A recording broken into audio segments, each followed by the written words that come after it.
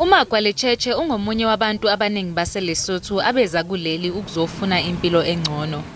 Usenebhizinisi lokudayisa amagwinya iminyaka engaphezulu kwe-10.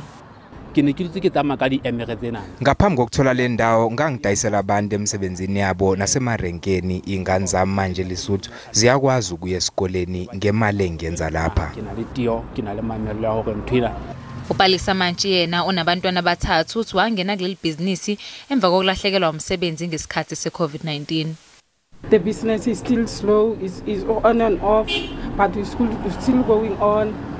It's on and off because of the prices. The prices they're going up, very up, because the cake flour now it's 164. Emva kwesikhathi amagwinya ayethengiswa nge10 nawo kuphoqeleke ukuba anyuke njengoba kunyuke intengo yokudla. Lento yenza ukuthi sidla amagwinya ngingekuseni. Masivuke ekseni asikwazi ukuthi sipheke ngoba shawa isikhathi and manje kuyabanda phela manje. Iwinter manje.